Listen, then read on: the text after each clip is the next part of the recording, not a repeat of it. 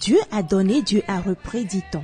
Ce 24 mai 2024, la cité des Pitons, précisément au sein de la forêt classée de Kbaou, s'est déroulée la cérémonie d'hommage à une femme, une afrodescendante figure emblématique au cœur de la protection de l'environnement.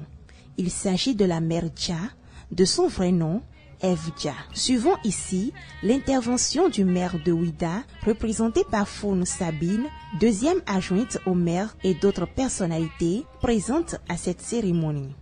Aujourd'hui, nous nous sommes rassemblés pour rendre hommage à une grande figure panafricaine, un leader dont la lumière a éclairé et guidé bon nombre vers un avenir meilleur.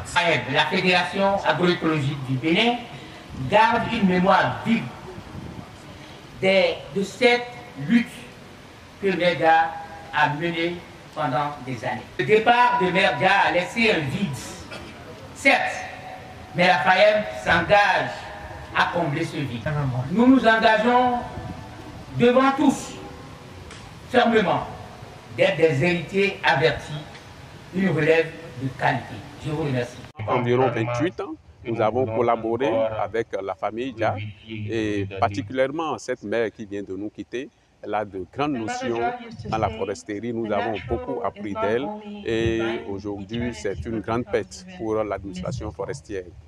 Donc, nous sommes venus ici représenter le ministère du cadre de vie. Et nous sommes là aujourd'hui pour rendre hommage à Mère Dja, qui est une icône pour le monde de l'écologie. Elle a su laisser cette trace et nous avons eu la chance de collaborer avec elle sur différents projets. Et en ce jour, nous sommes là pour lui rendre hommage. Pour nous, la mère Dja, plus qu'une mère, est véritable guide, source d'inspiration, une dame qui a marqué positivement notre vie, avec qui nous avons eu beaucoup de combats, beaucoup de travail, beaucoup de travaux du moins, et avec qui nous avons des projets déjà réalisés et à réaliser. Mère Dja, c'est simplement une femme très inspirante qui nous accompagnait dans notre lutte à la reconnaissance de l'identité africaine et la relation avec la nature. Elle est une pionnière, elle est l'initiatrice de la femme battante qui a ses idées assez précises et claires sur la préservation de la nature et sur l'agroécologie. Au cœur de cette même cérémonie d'hommage, plusieurs moments ont fait l'objet de rappels des vécus de l'honoré du jour, dont une prestation artistique du grand icône du slam béninois dont on n'en parle plus. Il s'agit de Kamal Raji. En élève sans complexe ni préjugés, il sollicita l'enseignement de tous les maîtres, de tous les sages qu'il lui fut donné de rencontrer.